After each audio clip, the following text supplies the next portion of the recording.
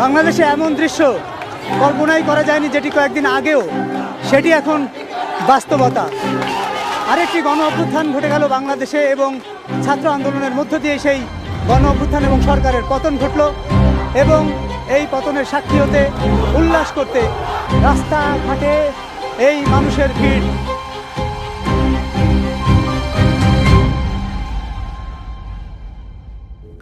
আবারও শুরু হয়েছে কোটা আন্দোলন। 5 জুন আদালতের রায়ের পর থেকেই মূলত বিক্ষুব্ধ হন কোটা বিরোধী শিক্ষার্থীরা। আন্দোলনকারীদের দাবি 2018 সালের পরিপত্র পুনর্বহাল। কোটা সংস্কারে এবার ছাত্ররা নাম দিয়েছেন বৈষম্য বিরোধী ছাত্র আন্দোলন। শিক্ষার্থীরা আন্দোলনের সড়ক অবরোধ এবং অবস্থান কর্মসূচির নাম দেয় বাংলা ব্লকেট। বাংলা ব্লকেট ছড়িয়ে পড়ে খুলনা থেকে চট্টগ্রামে, বরিশাল থেকে সিলেট বিশ্ববিদ্যালয়, রাজশাহী, কুমিল্লা সহ বিভিন্ন।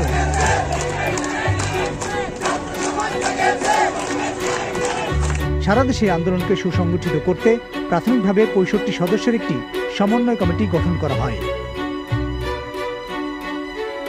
আজকে সকালে আপিল বিভাগে এর আগে গতকালকে যে 2 শিক্ষার্থী হাইকোর্টের রায় স্থগিত চেয়ে আবেদন করেছিলেন, সেই আবেদনটি শুনানি হয়েছে। আপিল বিভাগ হাইকোর্টের রায়টি স্থগিত করেছেন এবং প্রধান বিচারপতি শুনানিতে শিক্ষার্থীদের পড়ালেখায় ফিরে যেতে বলেছেন। এদের ডিমান্ড যেটা আছে আমরা শুনবো, কিন্তু শোনারও একটা লিমিট বোধহয় থাকে। তারা বোধহয় এগুলো ক্রস করে যাচ্ছে। রাস্তায় চেঁচিয়ে আদালতের রায় পাল্টানো যায় না।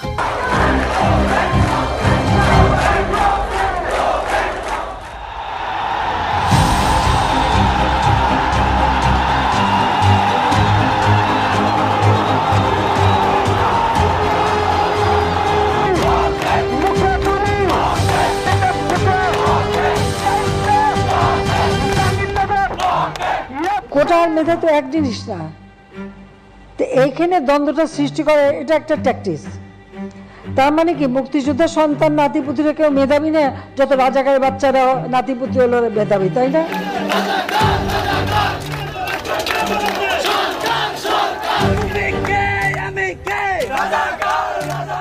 এই আত্মস্বীকৃত মানে রাজাকার যারা নিজেদের অদ্যত্বপূর্ণ মানসিকতা প্রকাশ ঘটিয়েছে, একটা পর্যায়ে এই পরিস্থিতি আসলে জটিল আকার ধারণ করতে শুরু করে। তার জবাব তারাই। ছাত্রলীগের নেতাকর্মীরা তারা বের হয়ে কোটা আন্দোলনকারী শিক্ষার্থীদের ধাওয়া করতে শুরু করে এবং সে সময় আমরা যেটি দেখেছি যে কোটা আন্দোলনকারী শিক্ষার্থীদের বেশ কয়েকজনই আহত হয়েছে। আমরা খুব দাঁত ভাঙা দাওয়া দিয়ে বলতে চাই যে এই ঘটনা যদি পুনরাবৃত্তি ঘটে, আজকে 5 মিনিটে আমরা বের করে দিচ্ছি, আর প্রতিনিয়ত ঘর থেকে আমরা ধরে নিয়ে আসবো।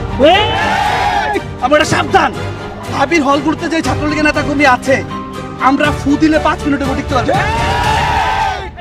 আপনারা আজকে সারাদিন দেখেছেন কি হয়েছে, কিন্তু আমরা স্পষ্টভাবে বলতে চাই, এইভাবে সহিংসভাবে এই আন্দোলনকে দমন করা সম্ভব নয়।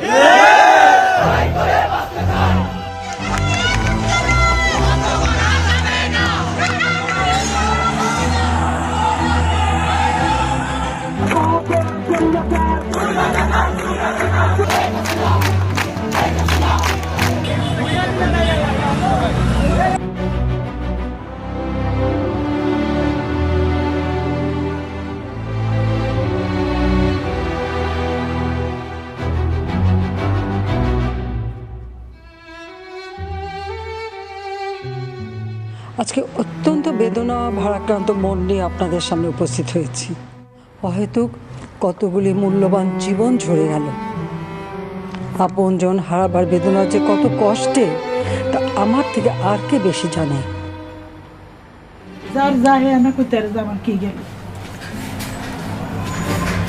আমাদের ছেলেরা মরতে আমি কি পাবো কোনোদিন? কোনোদিন পাবো?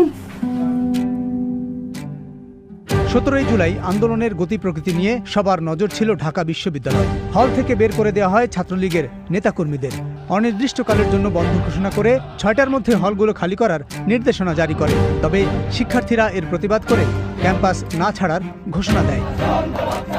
পরে আন্দোলনরত শিক্ষার্থীরা উপাচার্যের বাসভবনের সামনেই গায়েবানা জানাজা পড়ে এবং কফিন মিছিল বের করে। অ্যাকশনে যায় আইন শৃঙ্খলা রক্ষাকারী বাহিনী।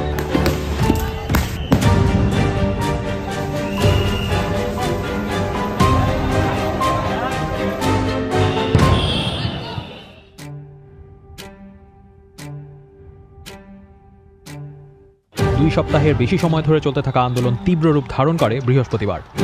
এটি হলো পৃথিবীর ভিতরের চিত্র এবং প্রতিটি জায়গায় আগুন জ্বলছে। শিক্ষার্থী এবং পুলিশের সংঘর্ষে রীতিমতো রণক্ষেত্র এলাকা।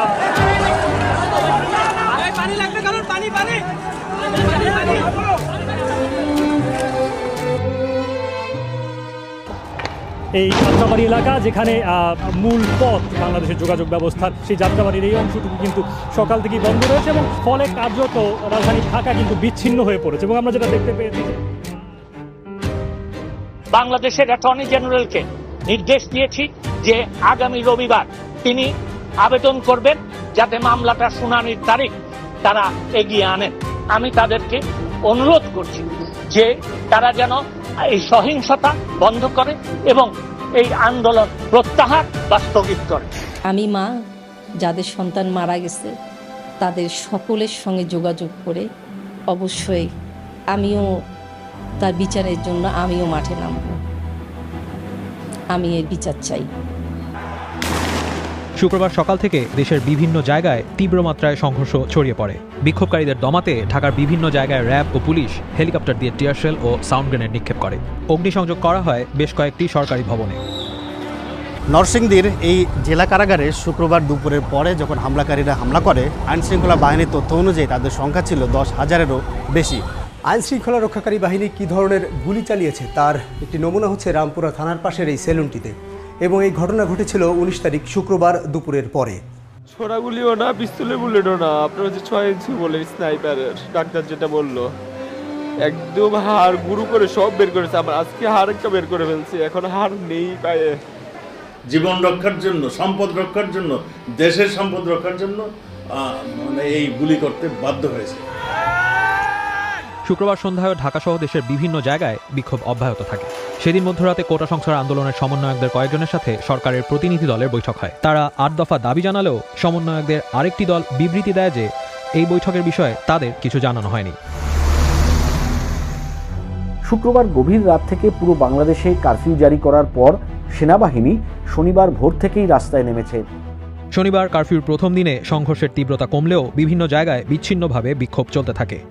বেলা গড়ালেও নাগরিক চলাচলে স্বাভাবিকতা দেখা যায়নি, বরং জরুরি প্রয়োজনে ঘর থেকে বের হওয়া মানুষকে দুর্ভোগ পোহাতে হয়। তারা কয়েকজন সাথে আসে। এরই মধ্যে শনিবার আন্দোলনের অন্যতম সমন্বয়ক নাহিদ ইসলাম আটক হন। কয়েকজন মিলে জোর করে নিচে নামিয়ে নিয়ে যায় আর কি, physically and mentally torture assault করা শুরু করে। রোববার নাশকতাকারীদের ধরতে দেশব্যাপী চিরুনি অভিযান শুরু হয়েছে। রবিবার আদালতের রায়ে জানানো হয় যে সব ধরনের সরকারি চাকরিতে 93% নিয়োগ মেধার ভিত্তিতে হবে। 93% মেধার ভিত্তিতে হবে। কারফিউর তৃতীয় দিন সোমবার স্বরাষ্ট্র মন্ত্রণালয়ের পক্ষ থেকে জানানো হয় যে ঢাকা, গাজীপুর, নারায়ণগঞ্জ ও নরসিংদী বাদে অন্যান্য জেলার কারফিউ জেলা প্রশাসন তুলে নিতে পারবে। কোটা সংস্কারের প্রজ্ঞাপন জারি করা হয়েছে বলে জানিয়েছেন আইনমন্ত্রী আনিসুল হক। সোমবার সন্ধ্যায় প্রধানমন্ত্রী শেখ হাসিনা এ প্রজ্ঞাপন অনুমোদন করেছিলেন। কারফিউর চতুর্থ দিনে মঙ্গলবার সকাল থেকে ঢাকার সড়কে মানুষ এবং যানবাহনের চলাচল কিছুটা বেড়েছে। সেই সঙ্গে ঢাকার সড়কে সেনাবাহিনী, বিজিবি এবং পুলিশের টহলও দেখা গেছে। দেশের বিভিন্ন জায়গায় খবর নিয়ে বিবিসি বাংলা জানতে পেরেছে আটককৃতদের সংখ্যা 1000 ছাড়িয়েছে। এই ছাত্র নেতাদের কাউকে অ্যারেস্ট করেনি, বরং তারাই বিভিন্ন জায়গায় লুকিয়ে রয়েছে।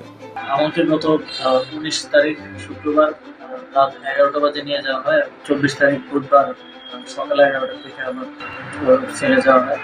এটা বিশ্বাস হতে চায় না যে এদেশে মানুষেরা করতে পারে। ছাত্র নেতাদের নিরাপত্তার বিধান করা হবে এবং যাতে ছাত্রছাত্রীরা কোনো হয়রানির শিকার না হয় সেই ব্যবস্থা গ্রহণ করা হবে। যাদেরকে আটক করা হয়েছে তাদের নির্যাতন করা হয়েছে বলে অভিযোগ করেছে পরিবারগুলো। কোটা সংস্কার আন্দোলনে সহিংসতায় আহতদের দেখতে হাসপাতালে গেছেন বাংলাদেশের প্রধানমন্ত্রী শেখ হাসিনা। এরপর তিনি ক্ষতিগ্রস্ত সেতু ভবন দেখতে যান।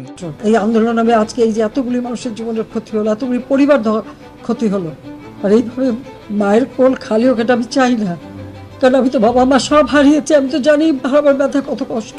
Today, I'm calling on the Bangladesh government urgently to disclose full details about last week's crackdown on protests. সমালোচনা করে পার্লামেন্টে বক্তব্য দিয়েছে ব্রিটিশ এমপিরা। Going on in Bangladesh, a 3-figure number of student protesters killed. We don't know how many because they've turned the internet off.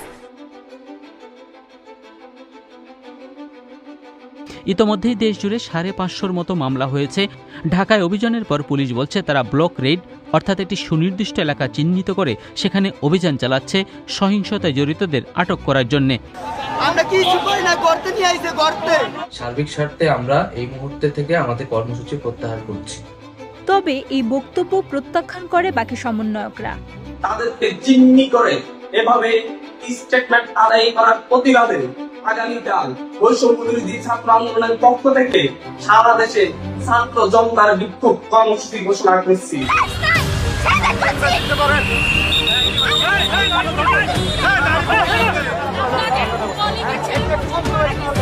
আধা ঘন্টার মধ্যে petition draft করে আমরা বলেছি যেভাবে পারে যে পারে যেন এই গুলিটা থামানোর চেষ্টা করা হয়। আমরা আমাদের সন্তানদের রক্ষা করার জন্য এসেছি, কারো বাপের প্রয়োজনে আমরা এখানে আসিনি। সেটার বেগ একটা প্রেয়ার চাওয়া হয়েছিল যে পুলিশের গুলি করা অবৈধ। মৃত্যুর বিচার আমরা চাই, এটা হচ্ছে আজকে আমাদের দাবি, জাস্টিস। ইচ্ছা মতো পায়ে পিটাইছে, ইচ্ছা মতো গায়ে হাত দিয়ে হাত দেয়, সামনে চিঠি দিবে।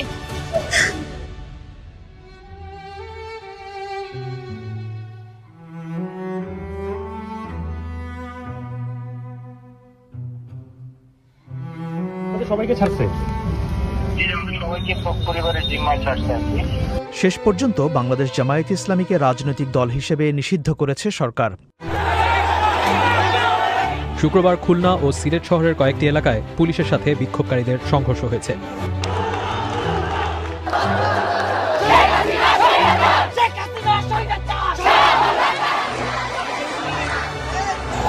স্থানীয়দের ধারণ করা ভিডিওতে দেখা যায় অস্ত্র ও লাঠিসোঁটা নিয়ে বেশ কয়েকজন ব্যক্তি শিক্ষার্থীদের ওপর হামলা করলে তারা সেক্টর 11-র বিভিন্ন গলিতে আশ্রয় নেয়ার চেষ্টা করে।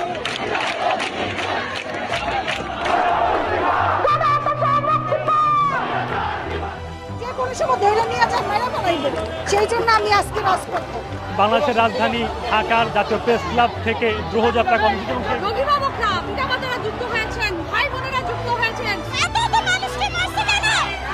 নানা দাবি তুলে ধরতে দেখা যায় সমবেতদের।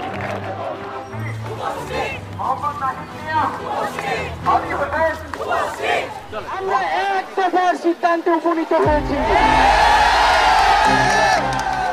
এই সরকার কোনোভাবে আর 1 মিনিট ক্ষমতায় থাকার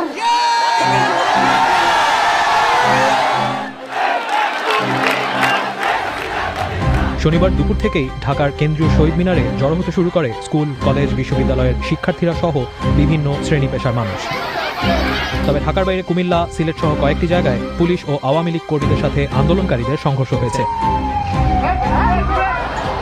আন্দোলনকারীদের সাথে আওয়ামী লীগ কর্মী ও আইন শৃঙ্খলা রক্ষাকারী বাহিনীর সংঘর্ষে রবিবার রাত 10টা পর্যন্ত সারা দেশে অন্তত 75 জনের মৃত্যুর খবর নিশ্চিতভাবে পাওয়া গেছে।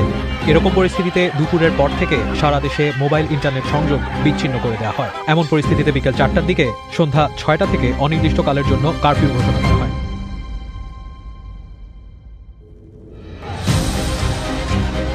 আন্দোলনকারীরা উত্তরা থেকে এই শাহবাগমুখী যে তাদের যাত্রা শুরু করে।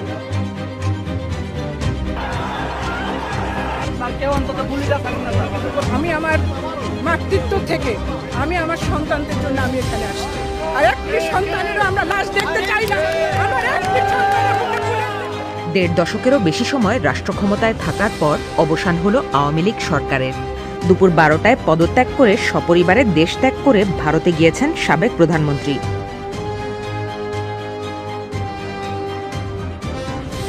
বিক্ষোভের মুখে বাংলাদেশের কোনো প্রধানমন্ত্রী দেশ ছেড়ে পালানোর প্রথম নজির এটি। তাদের তো পালানোর স্বভাব, তারা তো আমাদের মুখোমুখি যুদ্ধ করতে পারবে না। সামনের দিকে যে সরকারই আসুক, যাতে বাংলাদেশ একটি সুস্থ বাংলাদেশ হিসেবে গড়ে তুলতে পারে, এই প্রত্যাশা আমাদের সকল ছাত্র সমাজের। শুদ্ধ সাবেক হয়ে যাওয়া সরকারের দায়িত্বশীল কেউ কোনো মন্তব্য করতে চাননি। এখন আমি একটু ব্যস্ত আছি, যে গণ অভ্যুত্থান কিনা আপনারা নিজেরা দেখেন। আমি আপনাদের কথা দিচ্ছি, সমস্ত হত্যা, সমস্ত অন্যায়ের বিচার আমরা করব। একদিকে উল্লাস, অন্যদিকে ক্ষোভের প্রকাশ। বাংলাদেশের মানুষের বিজয় হয়েছে, গণতন্ত্রের বিজয় হবে সামনে।